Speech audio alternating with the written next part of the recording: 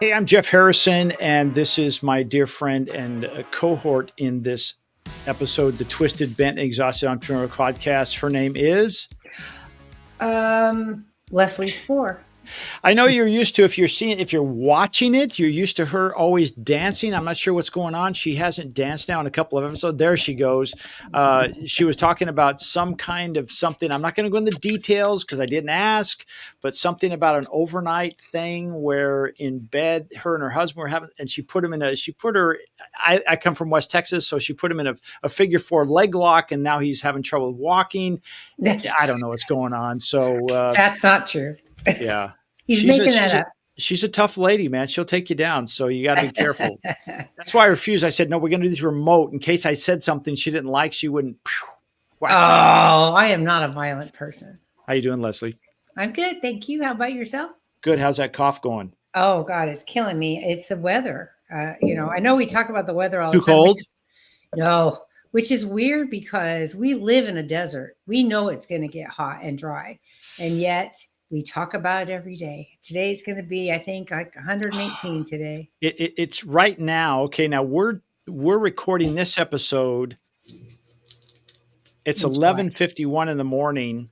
It's 111 degrees right now, going up to 118. It says 115, but it's going to be hot. That's probably Palm Springs, and we're farther east. Well, it's La Quinta. It is. Yeah, we run a couple of inches cooler than Palm Springs. It usually runs a little hotter, but anyway, so yeah. So when I joked to her, I said, "Is it too cold?" Because her throat is scratchy. So what's the reason with your throat? What happens is it's kind of gross, but I get like a drip in my throat because of the dry. And I've done the Flonase and I did the Claritin. I do everything I'm supposed to do, but it still doesn't stop. And so today I'm going to talk through cough drops so I don't cough all the way through the episode. All right. So if you start coughing, just hit your mute button, and we don't want you to hack up a lung during our conversation, but we hope it's going to go better. She's a tough gal. Like I said, she'll take down her husband when he's not looking and he's sleeping. He was awake. First of all. After he was in the figure four leg lock. Second of all, he started the wrestling. I did not. So, you started. He starts it. You'll finish it. By golly. Well, you're going to make people think badly of me. So last week, if you listened to last week, if you didn't, we talked about automation. We didn't talk specifically about AI. We talked about automation. And so if you missed that, go back and watch or listen to that. Today, we're going to talk about AI. And AI is here, Leslie. And a couple weeks ago, and I'm blessed that you were helping me with this. I spoke at an AI conference here in Palm Springs. And for a lot of people, it was their first foray, is that right? Foray into AI. So they were like, I don't even know what it is. What is it? A new app? Is it a piece of software? And then as we start talking about all the things it could do, you could almost see there's a little bit of like the eyes rolling back in the head and too much white in the eyes because they're overwhelmed. And so today I want us to talk about, hey, if you are in this situation and you're feeling like, hey, I feel like I want to do AI, but I don't even know where to start. You are in the right and the safe place today, because here's the thing. There's a curve. It's like a bell curve that's made. And it's like in the early part, there's early adopters. Like when people says, oh, how long have you been doing AI? And I said, well, I've been doing it for 3 years. Like, I didn't even know it existed 3 years ago. Well, it was in its infancy for commercial wise or for the public back then. Now we're in a place where the early adopters like myself, we've kind of seen it, we understand it, but now we have the early implementers, and that's you who say, I have to use it, or your board is saying, why aren't you using AI? I understand it saves you money and it saves you time. Why aren't you doing that? So that's what we're talking about this today, Leslie. Yes, I know. That's why we're here. Did you tee me up? I didn't know I was being teed up. Well, yeah, you didn't ask me a question, so I'm going to start just holding the baton, and I'm just going to pass it. I'm going to pass it through, and then you on the other side will pick up an orange pin. Wouldn't that be kind of fun? I pass it to you. It's like the talking stick. Like I was on the board of a company that had a talking stick when everybody went to Zoom, and it was like, Well, how do you get everybody on Zoom not talking at the same time? Well, you'd have this electronic talking stick, and it would say, okay, it would have a timer, and it would work. You'd talk, and then when it went off, the voice would, like the microphone would go off, and you have to pass it to the next person. So anyway, so we're talking about overwhelm Okay. and using tools like, where do you start? And I'm not talking specifically on your No, software, no. because that's a little different, but I'm talking about in general, like Mhm. where in the world does a business, let's say it's a local business here in the Coachella Valley, where do they start? Well, generally they start with ChatGPT or similar. ChatGPT is going to turn into be the generic for AI. I think like aspirin is a generic when that used to be a specific product at one Good time. point. Good point. So I think it's going to turn into kind of a generic, but a lot of people start there and they start with using it for trying to write newsletters or emails or some people get advice off of it. But again, and we've talked about this before, the results are only as good as the questions you ask and the knowledge that it has, because it's by design. AI is designed to go out and scrape the internet for relevant information based on what you ask. If you haven't primed it with information that you want to use, then it comes back with stuff that may or may not be relevant. And some people just take that and run with it. They don't even know to filter it or to put any human intelligence to it so that they make sure they get the right information. I've seen a lot of stuff come out and be erroneous because the question either wasn't clear or the results weren't ideal for that particular question. So that's usually Yeah, where people start, I think. yeah, I think it's one of those. And I'll use my wife as an example, and I'm going to say take small steps. I saw something yesterday. It said when people recommend taking baby steps. Well, if you think about a baby, they are very unstable. They're falling down a lot. They're like a drunken sailor. So I've changed it to say take small steps, because we don't want you to be off balance and that type of thing. So I'll give you an example. For my wife, she's a bit old school, and I remember when I first suggested she use AI, and she's like, "Well, what would I even use it for?" And I said, "Well, here's an example." I said, "What if you ask it to make a list of ingredients for a recipe, and then give it the list of ingredients?" She says, "It can do that." I said, "Yeah." So she did that. Well, she was very happy with that. Well, then she was asked, because she's a home chef. She's taught through culinary as far as teaching or cooking, and she was asked to go to Hawaii and prepare the meals for this 7-day yoga retreat. Well, so she said, "How am I going to do this?" So she started playing now with AI to create the type of menu for them. And then it created all the food that she needs and all the recipes and the ingredients. And it saved her so much time. It made her life so much easier. So that was that small step. Now she uses it more and more, because she didn't even know it would do that. And Right. That's the biggest things. People don't realize how robust it is already, you know. yeah, and so I would say start small. And we see that already happening a little bit, Leslie. We normally would go to Google to ask a question. We'll just Google it, right? That's a verb now. Just Yeah. Google it. Well, now I've created some content and videos on this, is how AI is changing the search game. And because when we go to Google, it normally returns us like 10 answers, and we have to then make a decision which one was the one we wanted, or we might have to go to 2 or 3 before we say, okay, this is the one we want. But AI is a little different. It will go out and grab all of those answers, and it will create a summary, or let's say a custom returned bit of information for you that tells you exactly what you want. Well, now that could be a small step in saying, well, why don't you go to AI, ChatGPT or Claude or Gemini or whoever, Perplexity, whatever you want, and start asking those questions there. Those are some very, very good steps, what I'll call small steps. Yep. Handoff. Okay. Oh, sorry, she's choking. No, I was swallowing and I missed. I didn't realize it was my turn. I don't know why we're off today. We're always pretty in sync all the time. I'm concerned she's watching the news again today in the I am TV. not watching the news. I I am can not. see something reflecting in your glasses. You sure you're not watching the news? I am sure. Can you still Okay. see the reflection? It's up on the Yeah. wall. uh, yeah. um, what I was going you know what, I am going to turn it off just so in case it's distracting me. Oh, so she did have it on. So now Well, it's we had a like, break, so okay, was I she turned lying it off. to me then or she lying to me now? No, 'Cause no, I don't know no, what's going on. no. So I turned it anyway, off again. okay, I thank had you. it off. I turned it back on. I turned it back off. So, um, Small steps. small steps. Yes, you do need to take small steps, but a lot of it has to do with, I think, creating the knowledge base that you need in whatever AI vehicle you choose.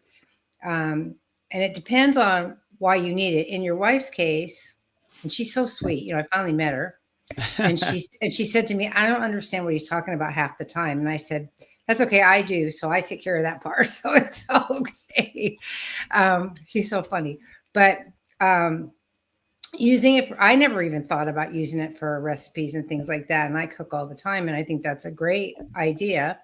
And that's where I think the beginning steps are, is realizing the magnitude of what you can use it for. When Google Mhm. came along, it was really one of the only options, and it took a while too for you to be able to ask it questions and to get back what you wanted, because the knowledge had to be built up, right? Yep. Now the things, videos, knowledge, all that stuff is being loaded so incredibly fast, so fast. I mean, look at how many videos are used today. Mm. I see videos of people sitting in their cars and walking in the grocery store and taking care of their kid, changing diaper. I mean, you know, like they're doing everything, and I guess it's a good thing, all these videos. They're documenting their life, right? Yeah, and it's interesting, and that's a whole other topic about how that works. But I find it incredibly interesting from a socioeconomic, anthropological point of view, the way humanity is changing and evolving, and how we. I think, just for a moment, just to sidestep AI just for 1 second, I think there's a real risk of us forgetting that there's a human being on the other side of the monitor. Mm.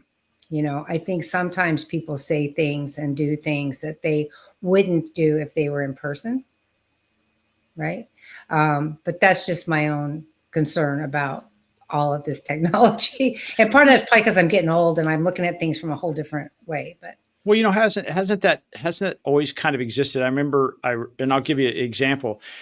It's like, let's go back to the days when our country was much younger and we were at war, and we had people that were pilots in a plane that was at 20,000 feet dropping bombs on people that they'd never met, they're never going to see again. yeah, And so there was that separation. In this case, it was 20,000 feet.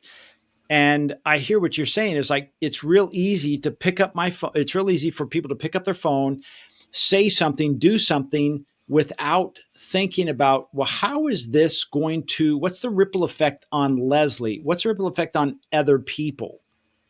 I just well, posted and and damn be whatever is that's just too bad, so sad. And I think you're absolutely right. well, and worse than that is that there is no voice inflection. There is in videos, but in text messages and emails, there's no voice inflection. So I'll give you a much better example. And then if I'm too sidetracked, we can come back. But this all kind of goes with technology and AI and all that stuff. She was Um, okay. So just a side note here.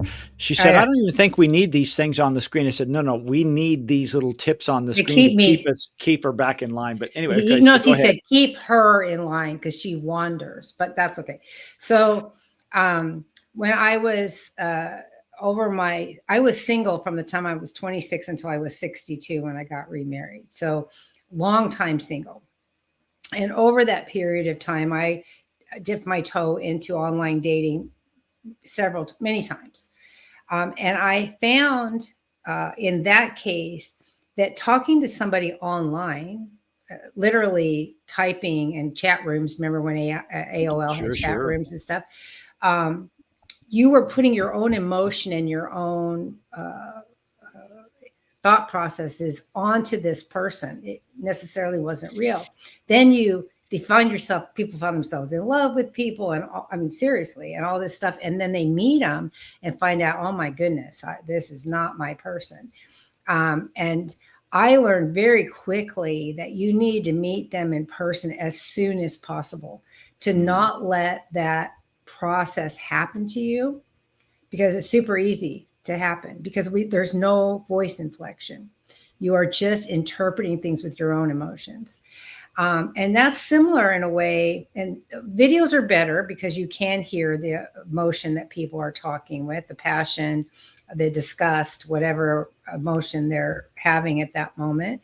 But texts and posts online, I'm always flabbergasted by, like, I belong to a Norwegian Cruise Line Facebook page that I joined because we like to go on cruises. And sometimes somebody will post something, and the attacks that happen, well, don't you feel entitled, and da da da da da, and this, and what a hateful person. And I'm like, wait a minute, I didn't read her post that way.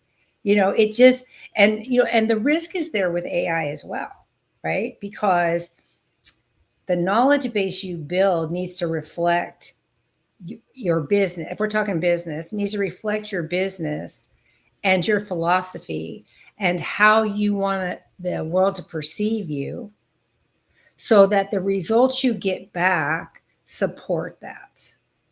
Would you agree with that? I would, and that's the beauty about AI is you can. I mean, I'm looking at a hard drive right now of yours with a lot of content that you have that we're going to use to create a knowledge base, and we can possibly talk about that later.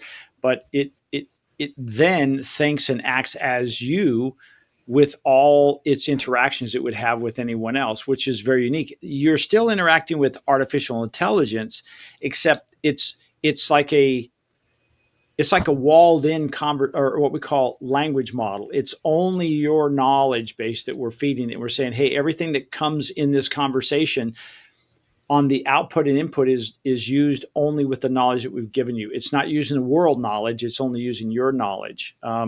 Is that true with the little chatbot thing? Is that a chatbot that pops up and says, my virtual assistant can interact with you? Is that the same concept? Yes, same concept. In fact, that's a perfect little handoff to the small Oh, I didn't know. steps.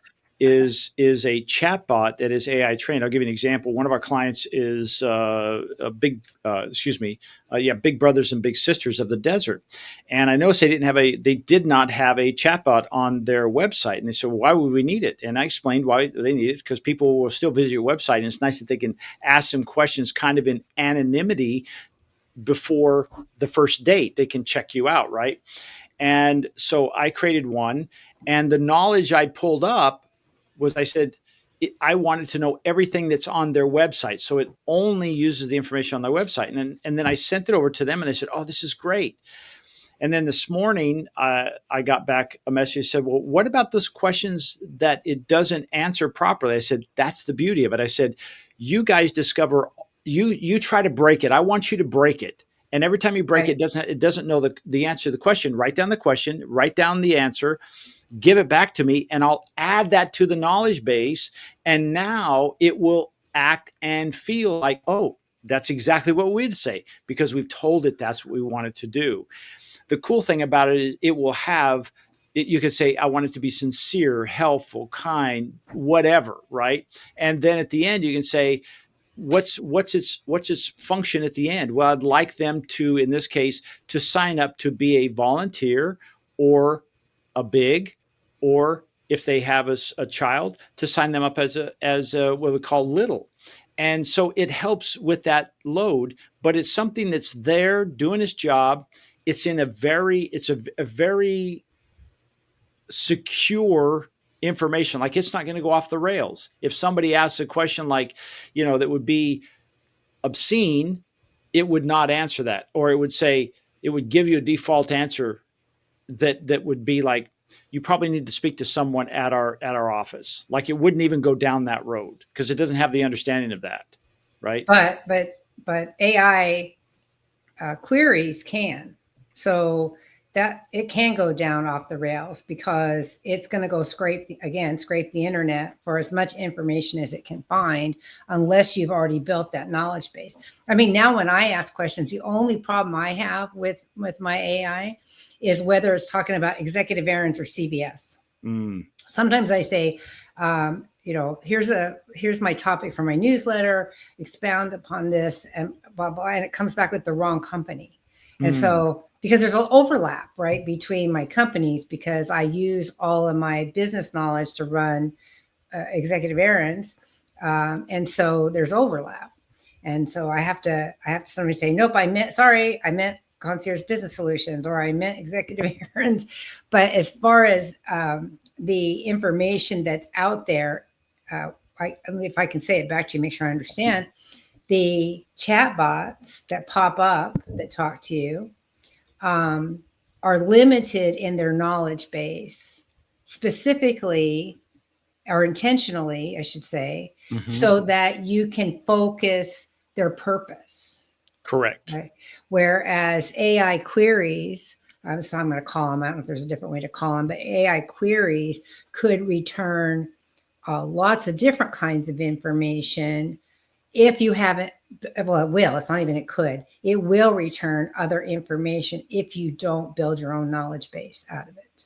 Correct, because it's using all the knowledge on that subject out there, and it's compiling it into a response. And the cool thing that I love about this is it was not like this in the beginning, but it's gotten better. It's like if it tells you a certain bit of information, there'll be a notation of where that source is. Oh, I didn't So notice that because I only get yeah, my stuff, so I don't know. yeah. So now it's an opportunity to say, well, let me see how factual that is. And now you click on, and this is what we do at Swing Point Media, is we make sure our humans will step in and validate that is accurate. It really does exist. It wasn't hallucinated, because there still is some hallucination going on, because it's designed to give you an answer. And sometimes Right.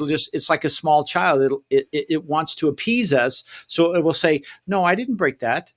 you know, I didn't and do it. yeah, I had no idea. I wasn't there. So the idea is yeah, it will give that back, and you can check that and you say, oh, that wasn't accurate. Like you said, don't just take it for granted. Look at it and say, if you wanted to go into the full article and see where it pulled out the information, you say, okay, it's spot on. I like that.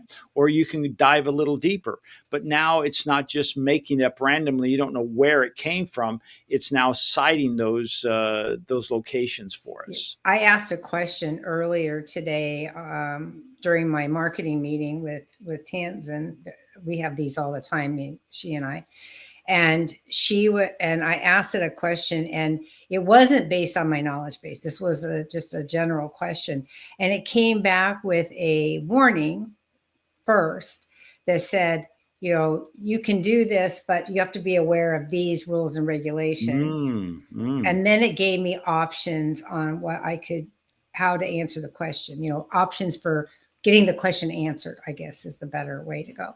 And so I thought that was interesting that it came back with, hey, by the way, be aware that this, there are governmental rules about this sort of thing, which I wasn't asking for anything illegal. I just was asking a question about something. I might have to cut this part out. This sounds like it's getting dicey. Is it? No, I'm just kidding. Oh, I was going to say, no, I'll tell you what I was asking is I was asking for the best way to get an email list. And it warned me that emailing people without permission is, not a good thing, which I knew. And I wasn't trying to do that. I just was trying to look to see how to get additional audiences, where to find more audience was what I was looking for. So, but I like that it came back with a warning. I think that's a good thing. Yeah, I wanted to ask, I wanted to see if I could pull this up real quick, because I was asking something about intuitive interactive growth. What the hell is that? Well, I was trying to see if and I apologize, we've got some construction going I was out going to say, here. They're what was making some that? noise. Yeah, hold on. Sounds like that when my gardeners are here. So Go ahead. I just want to finish this thought where I put into chat GPT. I said, do you find that the more we interact, the more intuitive you become? Because people are concerned about, well, it's starting to think for me. It's not doing that, but it's starting to anticipate. And as I said, intuitive, it says, yes, absolutely. This is its response. The more we interact, the better I understand your style, preferences, and goals, and the way you like information structured. Well, that makes my life so much better because it Yes. knows what I'm looking for. I don't have to try to, in the early days, Leslie, every time we had an interaction with ChatGPT in the early days, we had to load all this stuff up front again to start a new conversation because it had a very limited, very short memory, even within one chat. And so that's why when we'd make prompts, we couldn't get too long, or if it got longer at the end, we had to reemphasize exactly what we wanted because it would forget the stuff in the middle. It's not so much that way anymore. No. So it's making our lives a lot better. Yeah, what I've noticed is like I don't want to have to write out concierge business solutions or executive errands. And I always put the trademark symbol on them Mm. because legally I have to do that. So I typed it in there and I said, learn this for future, learn this for future. And the same with links that I like to go into my stuff, contact information. And what's really cool, and I'm sure it's just because I'm logged in as myself on both of them, but on my phone where I use it and on my desktop where I use it, it remembers from one conversation across devices. It remembers across devices. So Yes. I don't have to enter information, and it does get better. What I loaded a lot of my newsletters in the beginning and said, learn my voice, learn my voice. I wanted to use my syntax, the way I talk. I tend to be more wordy than it does. It's a little more concise than me, but it's getting better about being more like me. Now I use it even for BNI. When we go to the Business International, the Network International group on Tuesdays, I say I need a 30-second. Now I've started saying a 20-second so I don't go over. I need a 20-second anecdote with a strong referral request at the end for the BNI meeting. And it says, oh, you're going to the BNI meeting. Okay, well, then this would be a good one. And it pulls it from my, because that's for executive errands, it'll pull something from my executive errands newsletters, knowledge base, whatever, and give me a example. Now, I don't always use it. Sometimes it triggers something else in my head. It says, oh, this story. And then I'll use that instead. But it gets me down the path because at 5 o'clock in the morning when I'm up to get ready to go to BNI, I'm not always thinking anecdotes. So it's very helpful that way. Yeah, and I think as we're talking about this, these are all small steps. Like we haven't said, okay, let's use it to take over your whole business, or let's use it to start it. No. We're saying take small steps. As Lizzie said, hey, I'm using it to help me with my BNI 20-second presentation. My wife is used to help make recipes. Or menus. Menus is Or great. absolutely, we're using it for chatbots. We're also using it for emails, Leslie, I and do too. Yeah. yeah, and here's something, and I'm not gonna automate this. I'm gonna make it really super simple. You could literally, again, I would say what Leslie has said. I would load enough information in there of how you respond to emails, even to specific people. I would load that up and say, here's examples of how I typically respond to emails. And then when an email comes in, copy and paste it into ChatGPT and ask it to write an appropriate response using your voice and style, Mm-hmm. right? And it will read that and it will give you an answer, and then you copy and paste it back in and do some adjustments if need be. But what you're going to start finding out is like, holy cow, it sounds exactly like me. It writes exactly the way I would do it. Because here's the thing, you said it in our last podcast. Oh, I can spot AI. I can. It's Yeah. it's getting harder Yeah. and harder because and I'm turning it over to you. I'm going to pass the baton. Is there was an article I read about a week ago, and the fear was this: that we're all going to sound the same. I think that the word is homogenous. We're all Um, going to be the same because we're going to be leaning on AI, and AI is just going to write the same. Well, that's true if you don't give it a style of voice. that's true. And so if Yeah, you load in who you are and how you write or how you think, or even if how you draw, the pictures that you draw, the types of whatever, if you preload that in, it will sound and feel like you, which will make you stand out from the AI crowd, if you will. that's interesting. I use it when I have a difficult email to write. Mm. Sometimes clients will ask a question that can go either way. You know, I don't ever want to come across as snippy, or because again, there's no voice inflection in email, right? Yeah. So quite often I will write what I want and then I'll put it into AI and say, reword this so that it's positive and non-offensive, uh, and still gets my point across, right? And Could you it'll start doing that with my emails no, no, that you no, send me? no, no. I like to offend you. No. And so it'll spit it out for me, and I'm like always amazed at how good it is. And you know, in one case, it actually won us work because somebody came back to me and said, you know, I went out and got another quote for this project, and they were X dollars cheaper than you. Why? And so that's a really sticky one because Mm, there's lots of mm. reasons for that.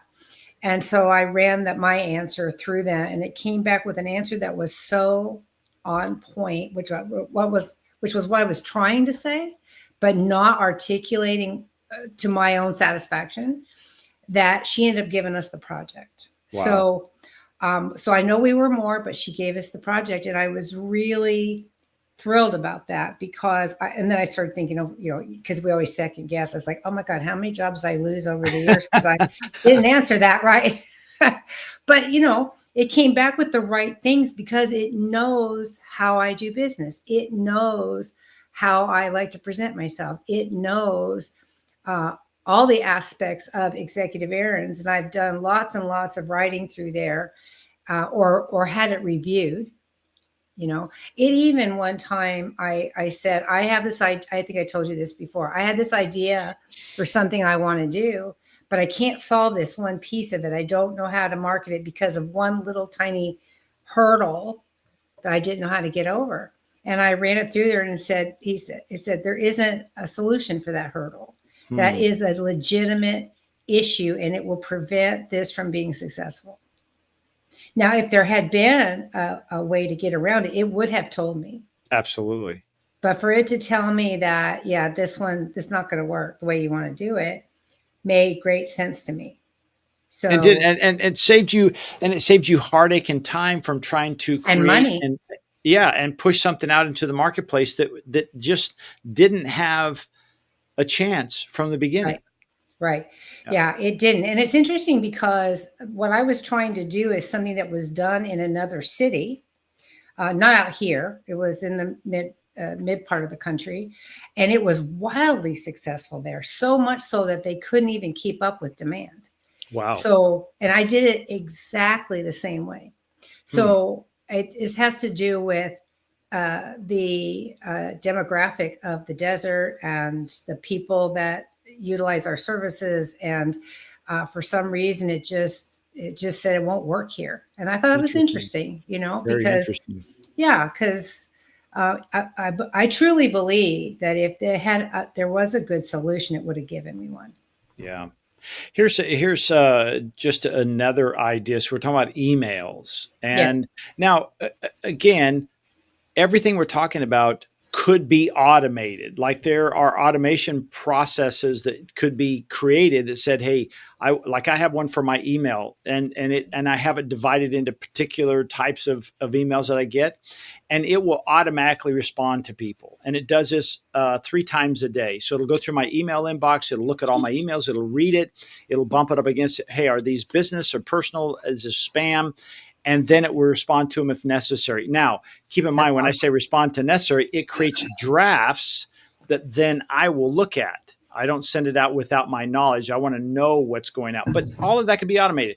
But if you're somebody who's said, hey, let's test it out, and you're getting 10 emails a day or 20 emails a day, you could do this process and it would be so delightful to say, oh my gosh, look at, and every time you load that email in that you've done, Leslie's pointed out, and I've pointed out, it becomes more intuitive, your style, what you like, and it would sound more and more like you. You're like, okay, I've trained a new employee, if you will, and away you go, right? It's so true. And, again, you have to put a human in business. I really believe that there's a lot you can automate that once you get it automated, you don't need to add the human element to it. I mean, that's the whole point of using automation and AI for making things more streamlined.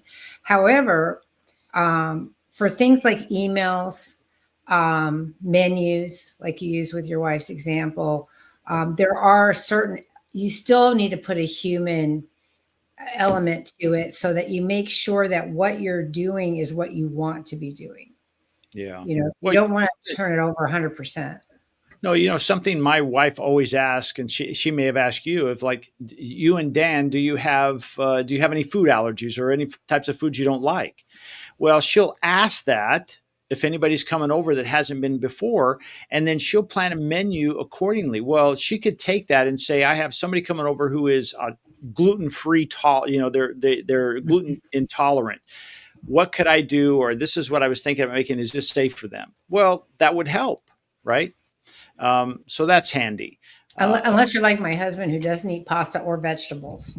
So it just really limits your menu. I'm telling you, corn, potatoes, and meat. That's it. Geez. Okay. Well, now we know. Now we know why it's been hard to get you guys over here. Okay. The next one is social media. What could you do? Oh, this Social is a media? big one. Oh my gosh, there's so much with this one.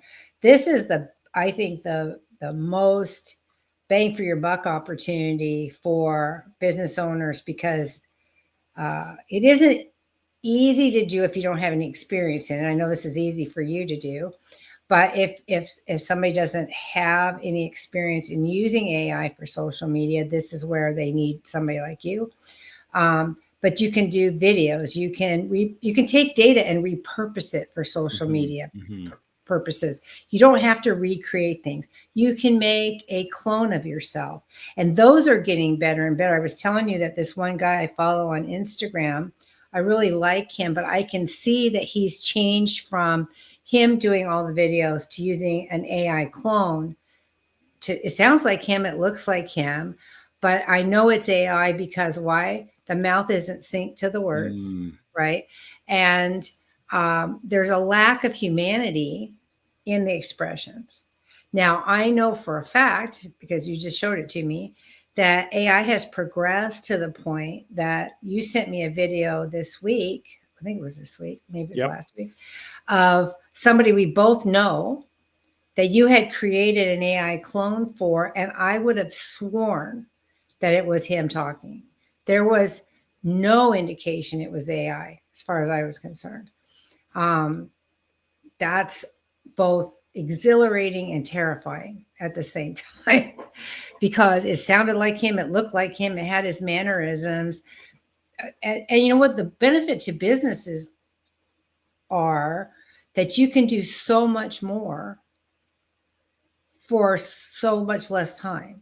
You know, it doesn't take that many videos to be able to create tons of content to be able, well, it's like your content accelerator.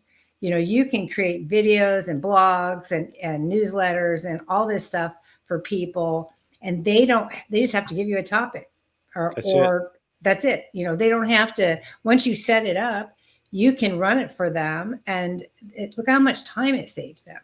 And 100%. it gets them, and it gets them the presence on social media that we need, but is constantly changing, right? The algorithms for how your advertising and social media works changes like way too often. And part of that's because of the volume of stuff that's out there. I know Facebook just eliminated, they're only keeping live videos now for like 5 days.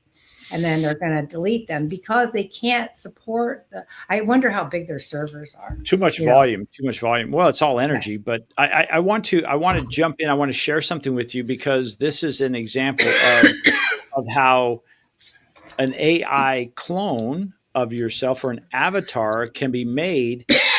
And this is somebody I've watched and we've done business with them for years. And I didn't know this wasn't Julia. So watch this. So here we go. Job problem.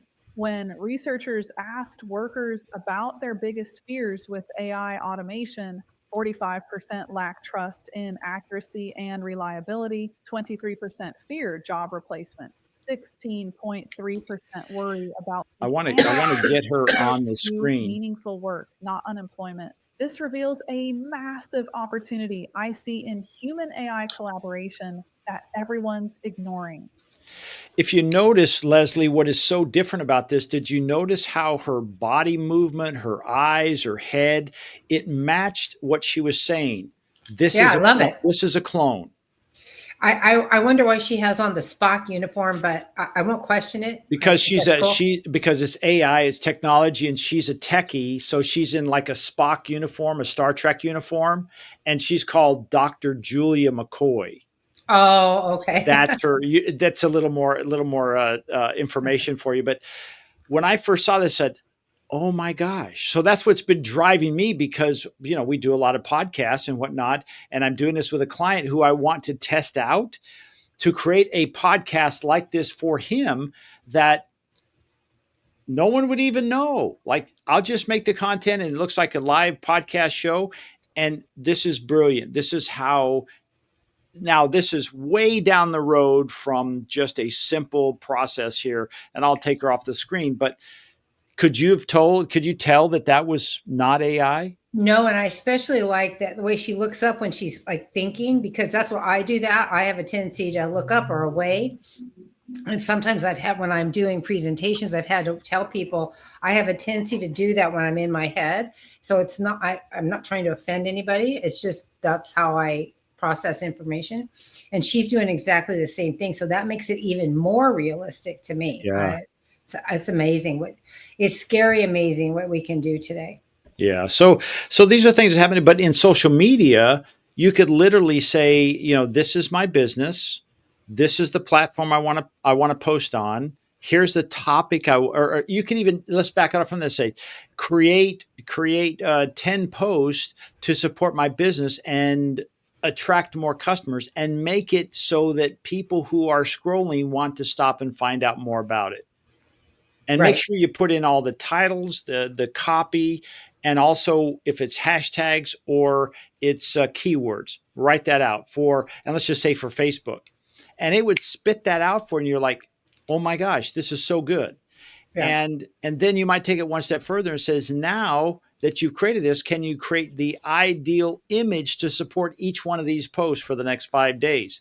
And it will go right into it and it will say, okay, on day 1, I talked about this. Let's have a supporting image on that or a graph or table, whatever. And it'll create all that for you. And next thing you know, you're going, I have a week's worth of content or 30 days. You put the number on it of content that you need. And this is what we do for our customers. But I'm saying you just do it one-on-one. You can do this. Well, and I want to emphasize, because a lot of people are intimidated by AI and think that because it's so futuristic, that it's super expensive. It isn't nothing. You have to pay for help to get this stuff the way you want it. But if you think about it from a business perspective of how much reach you're gaining for absolutely tiny investment of time. Mm-hmm. I mean, tiny investment of time. It's worth the cost because you're going to get actual returns on that investment versus paying for advertising on Facebook and Instagram and TikTok or wherever you're paying, and then not getting the engagement that you need to make it have value. Yeah. That's the one thing about the stuff that you create is that I know that it gets engagement. Now, we just had to go in and clean up a bunch of Autobots. Is that what they're called? Or the robot bots that live in X and Instagram and Facebook and stuff, because they glom onto your content.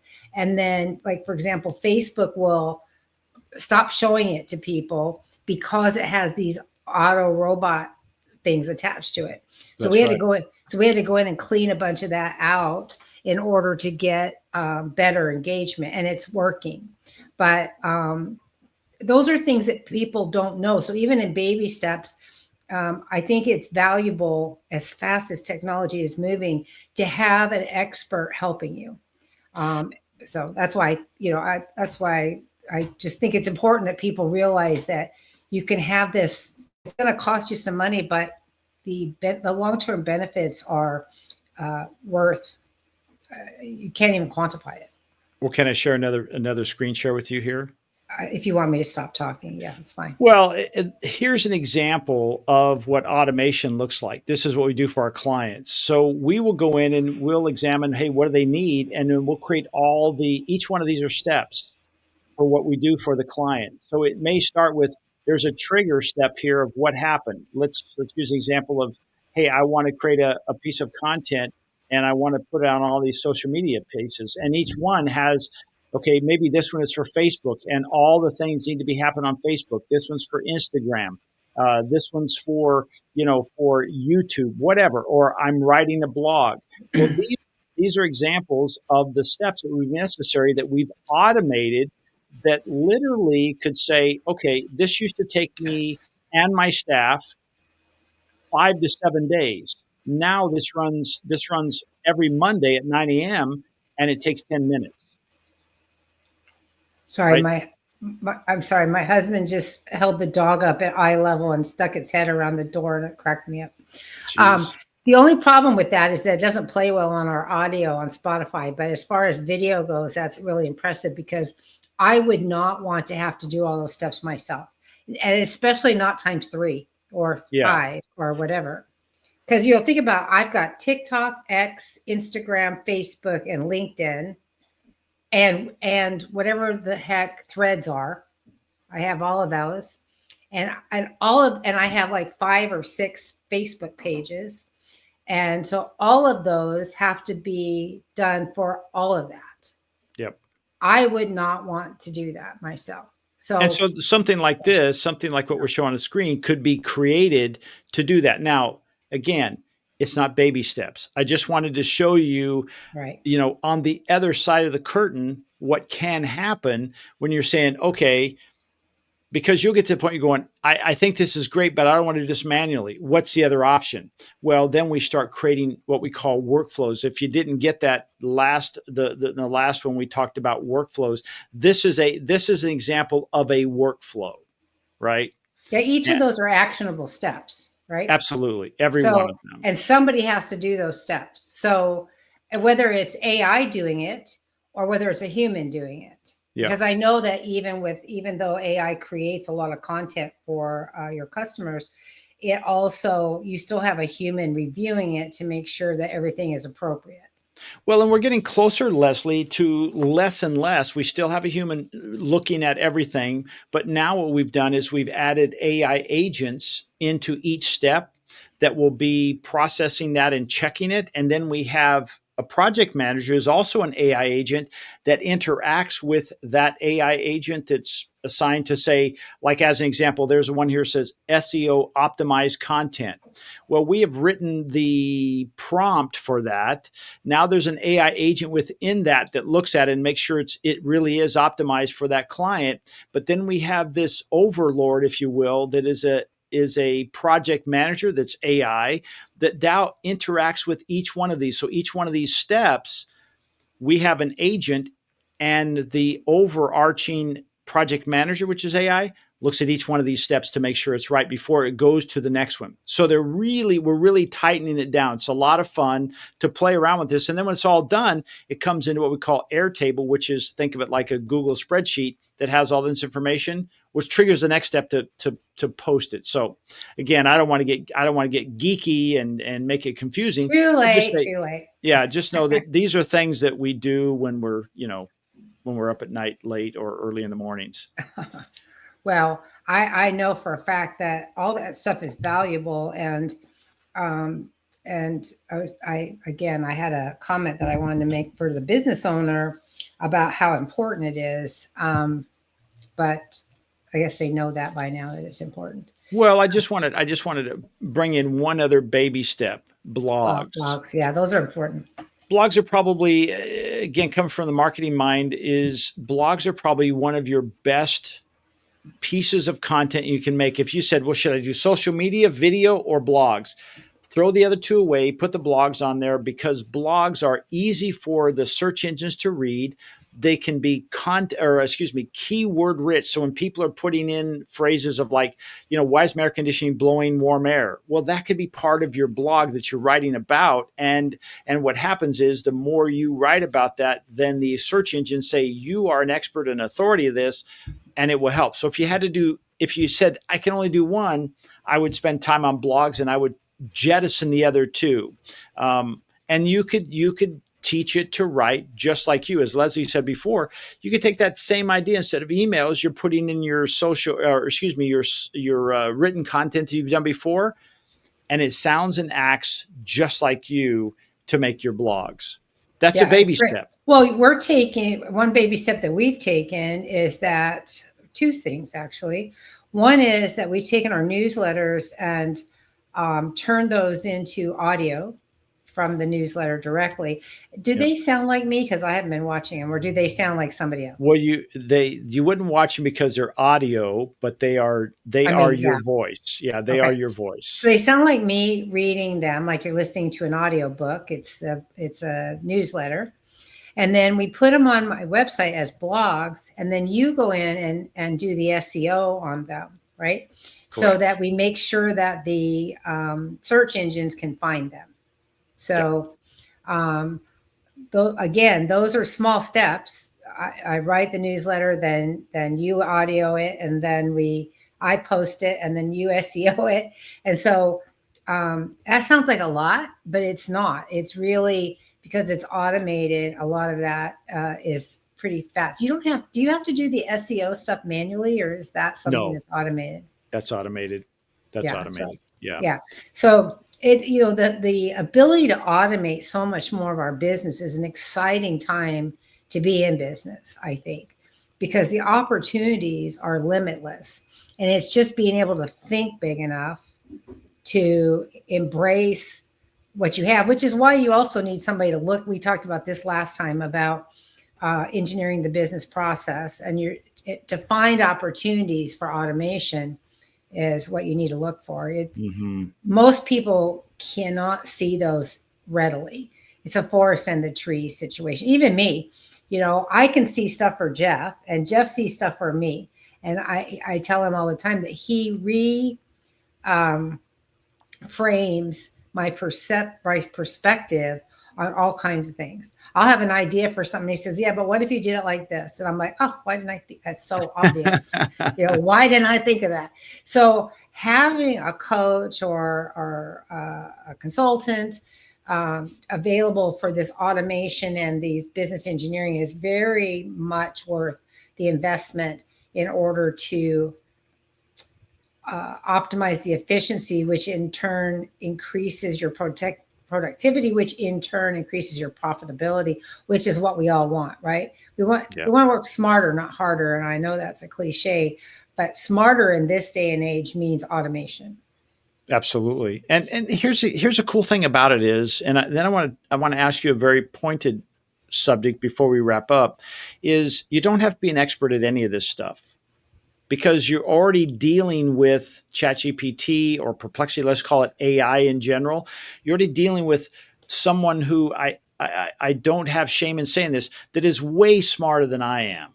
So if I'm not sure what I want to ask, I'll ask ChatGPT. In this case, we're talking about it. What questions would I need to ask for you to give me the answer that this is my outcome that I want? And it'll Right. help you. Because Yeah. sometimes we talked about before, it's like we don't even know what to ask at the Yeah. beginning of the program. We said, "Hey, you're overwhelmed. I don't even know what to ask." Ask it Ask, what to ask. absolutely, Yeah. 100%.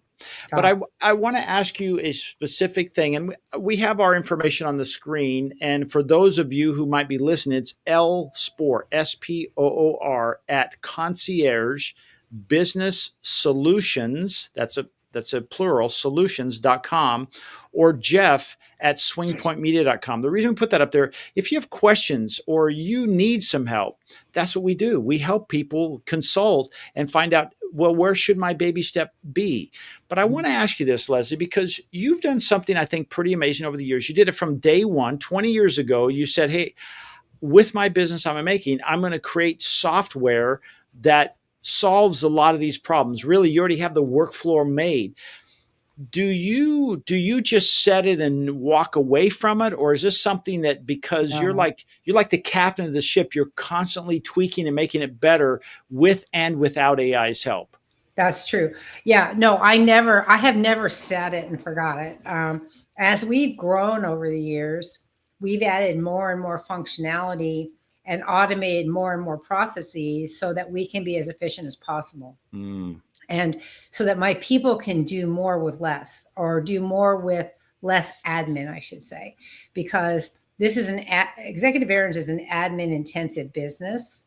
And so we want to automate as much of that as possible, and use a management by exception philosophy so that they can focus their time on what's important.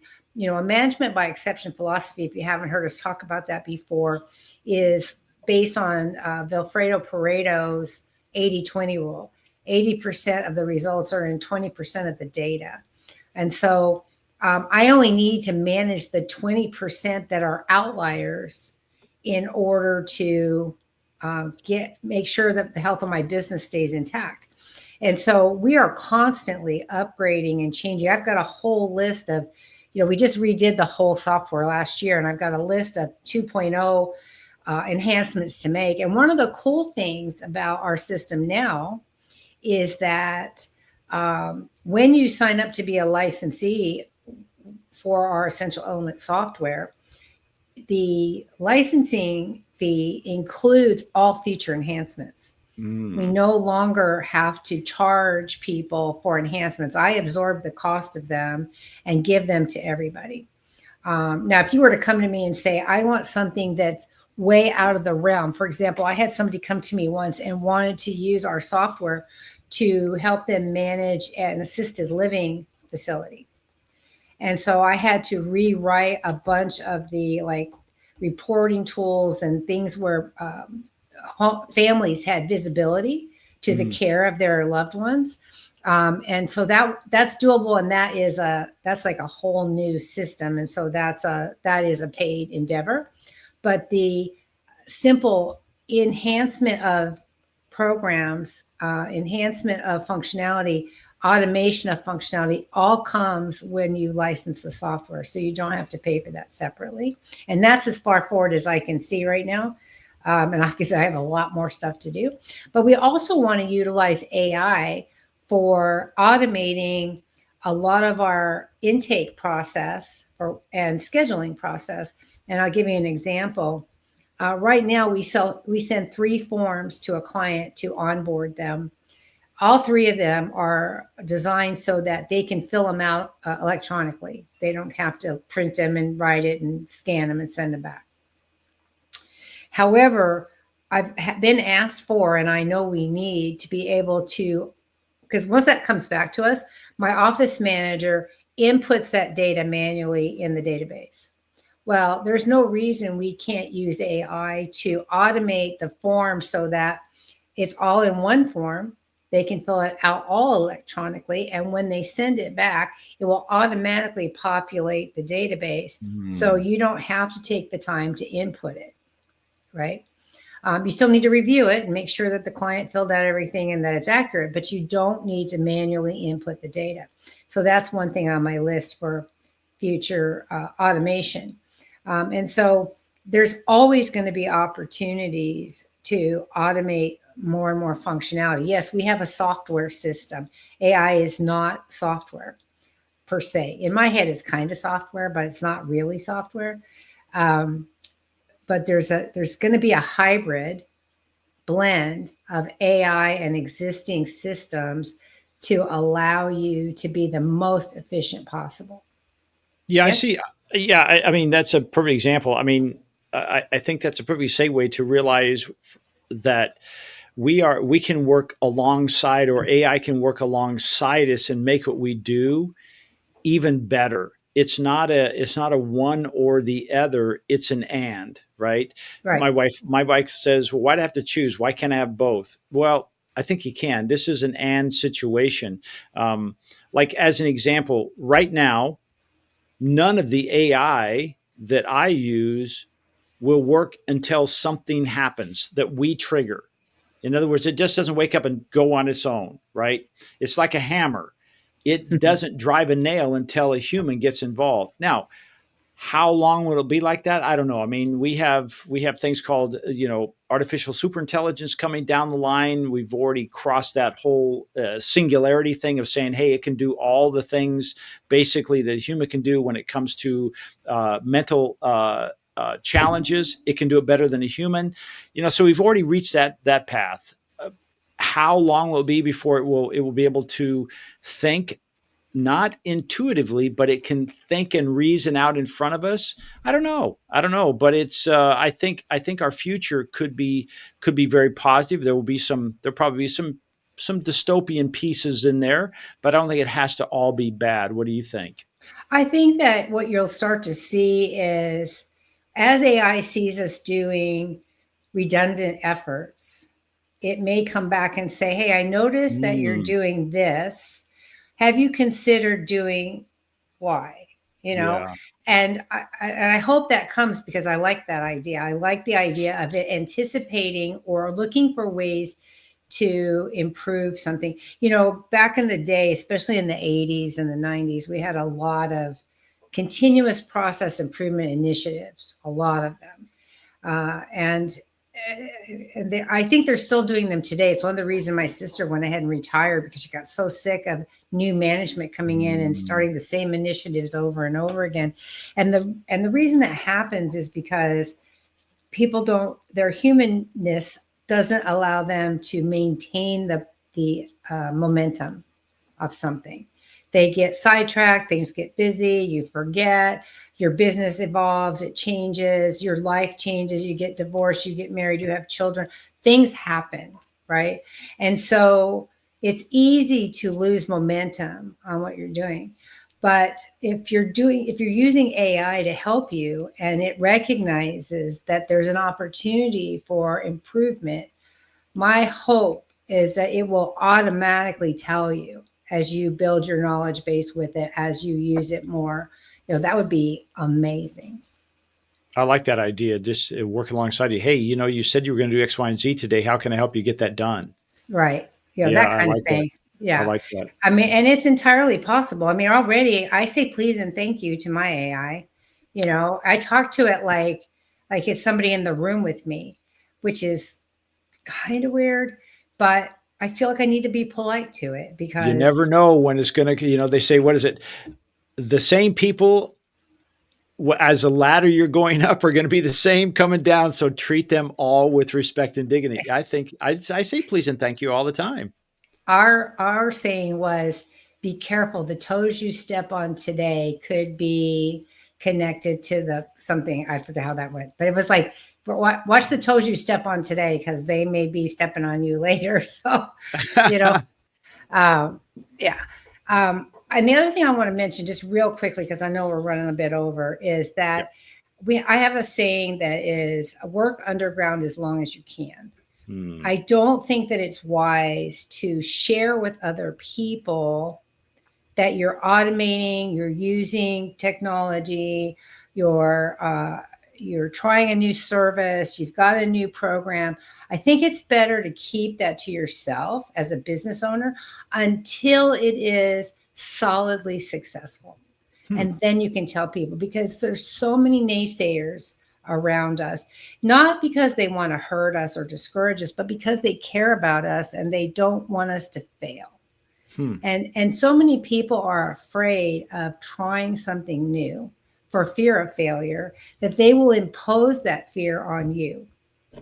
So So if you keep your plans to yourself or to your coach, just with you and your coach, you and your consultant, that we're helping you achieve your goals, and then wait until, oh my gosh, it really paid off well, then you can talk about it. And then people will be patting you on the back instead of saying, oh no, you don't want to try that.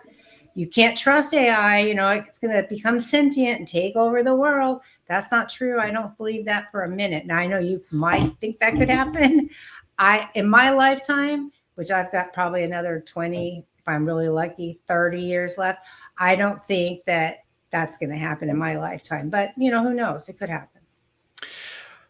Well, that's a whole nother podcast. And at one point we'd have to change the name of the podcast to talk about that. Right. But as we deal with this, we all have our feelings. And I think right now it is an amazing tool. I'm sure it's the same conversation people are having when they're saying, I always take a horse or I take my buggy to church. I'm not getting in something that doesn't have a horse on it. And It was the horseless carriage, right? And yet here we are. So no matter what the technological advantage or change are going to be, there's always going to be pushback from people who feel it is a threat. That's just the way it is. It's not too bad, so sad. It is the way we are. That's our inherent nature. That becomes part of our identity. I mean, we say this is the way we've always done it, right? Instead of saying, the question is, how can I do it better with what tools are available today? Right. Agreed. Yeah. So, well, Leslie, as always, this has been a phenomenal conversation. And as we talked about this, we said, hey, AI is here. Instead of overwhelm, take small steps, plus discovery, and you'll find success. Just play around with it. What do you do that maybe has nothing to do with business? Kind of play around with it. If you don't know the question, ask it, tell it, hey, this is what I'm trying to get to. What questions should I ask? What do you need to know from me to help me get there? Yeah. Oh my gosh, you'll be blown away. It's so fun. Leslie, you're the best. I really appreciate it. Thank you all for joining us here on the Twisted, Bent, and Exhausted Entrepreneur Podcast. Until next time, I'm Jeff Harrison of Swing Point Media. I'm Leslie Spore. See ya.